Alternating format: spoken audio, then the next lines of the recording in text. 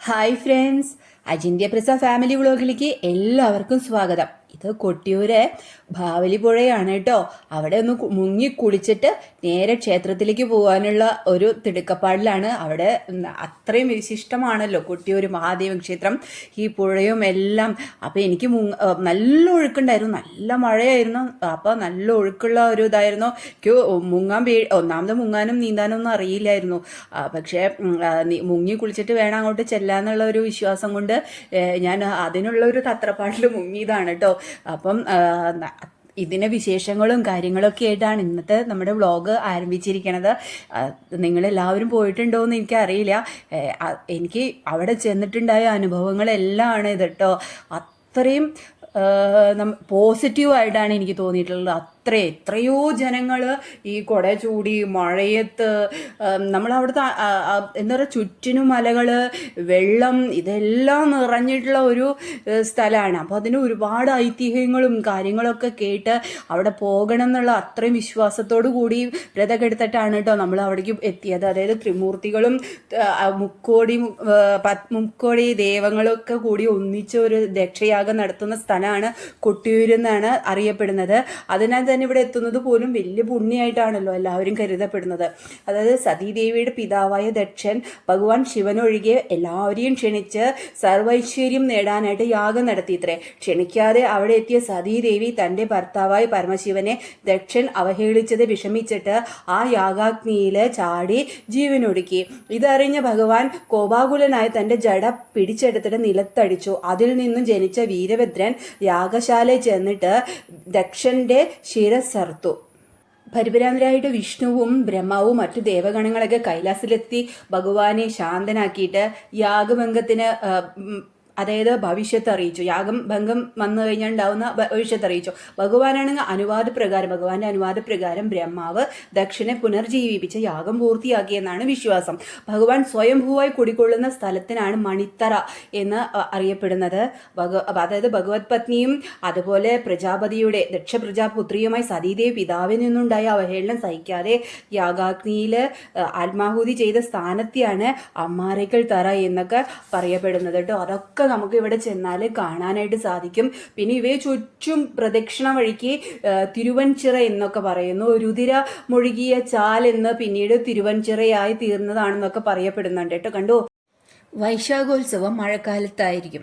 പ്രദക്ഷിണ വഴിയിൽ ജലമൊഴുകിയിരിക്കണമെന്ന നിബന്ധനയുള്ള ഏക ക്ഷേത്രവും ഇതാണ്. നിത്യപൂജ എന്നല്ല അത്ര ഇവിടെ അറിയപ്പെടുക, അവിടെ യാഗം എന്നാണ് അറിയപ്പെടുന്നത്. പരശുരാമനും ശങ്കരാചാര്യരും വ്യത്യസ്ത ഘട്ടങ്ങളിലായി ചിട്ടപ്പെടുത്തിയ ഉത്സവ ചടങ്ങുകൾക്ക് പ്രധാനമായിട്ടും 7 അംഗങ്ങളും 4 ഉപാംഗങ്ങളുമാണ് ഉള്ളത്.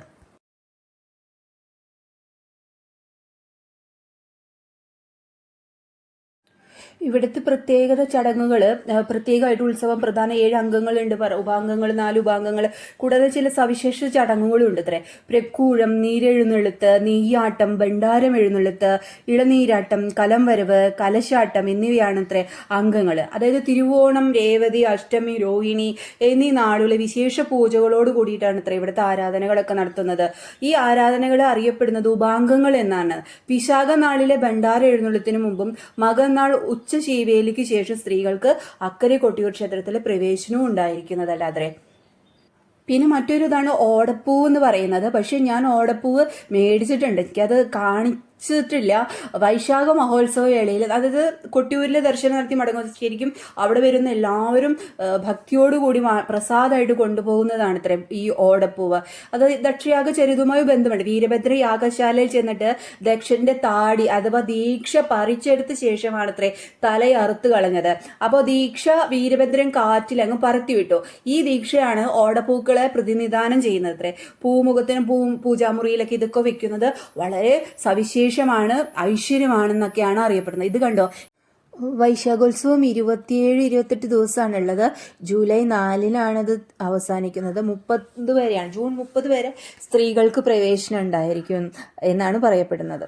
ദക്ഷിണകാശിന്നും ഈ ക്ഷേത്രം അറിയപ്പെടുന്നു കേട്ടോ. അത് അത്രയും പവിത്രമായ ഒരു സ്ഥലമാണെന്നാണ് അതിൻ്റെ അക്കരെ കൊട്ടിയൂർ ക്ഷേത്രത്തിലെ ശിവലിംഗം സ്വയംഭൂവാണെന്നാണ് വിശ്വാസം കേട്ടോ. ഇവിടെ ഇളനീര് അഭിഷേകമാണ് പ്രസിദ്ധമായിട്ടുള്ളത്. അമ്മാരക്കല്ലിലാണ് ശ്രീ പരാശക്തി, ആദി പരാശക്തിയെ ശ്രീ പാർവതിയെ ആരാധിക്കുന്ന തുമ്പയും തുളസിയും കൂവളത്തിലെയും ഒക്കെ ഇവിടെ പൂജയ്ക്കായിട്ട് എടുക്കുന്നു കേട്ടോ. ഈ ക്ഷേത്രത്തിലെ പ്രധാന ചടങ്ങ് നീരെഴുന്നള്ളത്തിനുള്ള ജലക്ക് കൊണ്ടുപോകുന്നത് കാട്ടുകൂവയുടെ ഇലയിലാണെന്ന്. ഈ ക്ഷേത്രത്തിന് വടക്കുംകാവ്, വടക്കീശ്വരം, തൃച്ചൂറുമന എന്നീ പേരുകളൊക്കെ ഉണ്ടെന്നാണ് അറിയപ്പെടുന്നത്. ഉമാമഹേശ്വരനായും ഓങ്കാരമൂർത്തിയായും പരബ്രഹ്മമൂർത്തിയായിട്ടും എല്ലാ ഭാവങ്ങളിലും ഭഗവാൻ ഇവിടെ ആരാധിക്കപ്പെടുന്നു. ഭക്തർക്ക് പ്രസാദവും ഭക്ഷണമൊക്കെ നൽകുന്നത് മലവാഴയുടെ ഇലയിലാണ്.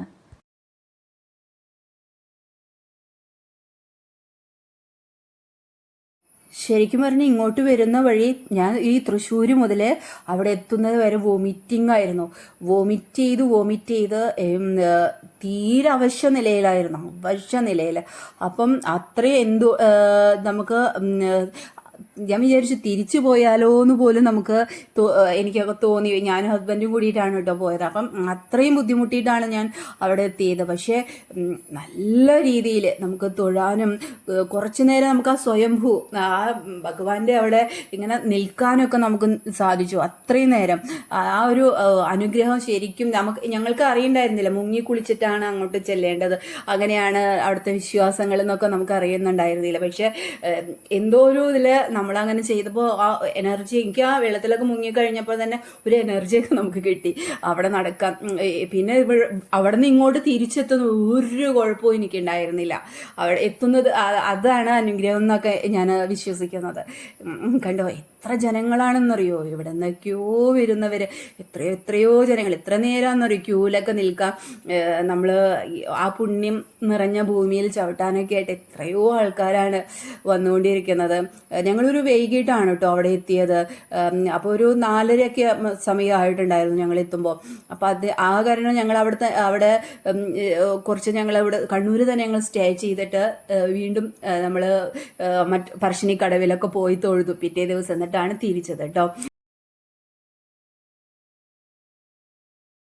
ഇവിടുത്തെ എല്ലാ സജ്ജീകരണങ്ങളും, അതായത് ഓരോ ഭക്തർക്കും ഒരു ബുദ്ധിമുട്ട് ഉണ്ടാകരുതെന്നുള്ള രീതിയിൽ തന്നെയാണ് ഇവിടുത്തെ ഒരുവിധം എല്ലാ സജ്ജീകരണങ്ങളും ചെയ്തിരിക്കുന്നത് കേട്ടോ.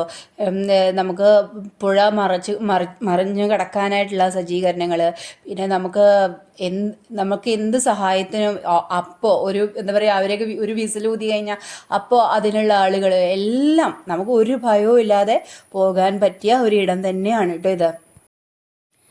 ഇടം എന്നല്ല, പുണ്യഭൂമി എന്ന് തന്നെ പറയണം കേട്ടോ. നമുക്ക് അവിടെ ചെന്നാൽ തന്നെയാണ് അത് നമുക്ക് മനസ്സിലാവുക. തിരിച്ച് ഞങ്ങൾ വരുമ്പോഴേക്കും തിരക്കുകളെല്ലാം കുറഞ്ഞു തുടങ്ങി കേട്ടോ. കുറച്ചൊക്കെ തിരക്കൊക്കെ കുറഞ്ഞു തുടങ്ങി. പണ്ട് ഇത് കട്ടിയൂർ എന്ന പേരിലാണ് ആദ്യം അറിയപ്പെട്ടിരുന്നത്. പിന്നെ കാലക്രമേണത്തിൽ കൊട്ടിയൂർ എന്ന ഭാഷ പരിണാമത്തിലൂടെയാണ് മാറിയതാണത്രേ. ഇത് വളരെ പ്രസിദ്ധമാണ് കേട്ടോ. ഇത്രയും ആരോഗ്യം തീരെ പറ്റാതെ വന്ന ഞാനാണ് കേട്ടോ ഈ ചിരിച്ച് കളിച്ച് അവിടെ മഴയും കൊണ്ട് ഇങ്ങനെ നടക്കുന്നത്. മനസ്സിലായില്ലേ? അതായത് നമുക്കൊരു പല പ്രതിബന്ധങ്ങളും ഉണ്ടാവുമായിരിക്കും, പക്ഷേ നമ്മളതെല്ലാം തരണം ചെയ്ത് മുന്നോട്ട് വന്നു കഴിഞ്ഞാൽ എല്ലാം ശുഭം എന്ന് പറയുന്ന പോലെ തന്നെ അല്ലേ. ഭയങ്കര സന്തോഷമായിട്ടോ, ഭയങ്കര സന്തോഷത്തോടു കൂടിയിട്ടാണ് തിരിച്ചു പോകുന്നത്.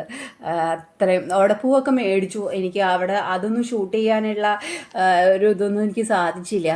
എന്തോ ഞാൻ ഷൂട്ട് ചെയ്ത് വെച്ചിട്ടുണ്ടായിരുന്നില്ല കേട്ടോ. അപ്പം എല്ലാവർക്കും ആ അനുഗ്രഹവും പുണ്യമൊക്കെ എല്ലാവർക്കും കിട്ടട്ടെ എന്ന് ഞാൻ പ്രാർത്ഥിക്കുന്നു.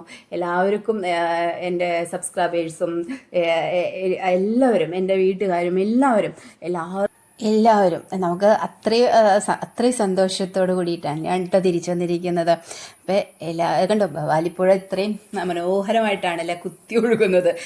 നല്ല മനോഹരമാണ് കേട്ടോ. അപ്പോൾ എല്ലാവർക്കും എല്ലാ നന്മകളും ആഗ്രഹിച്ചുകൊണ്ട് ടാറ്റാ, ബൈ.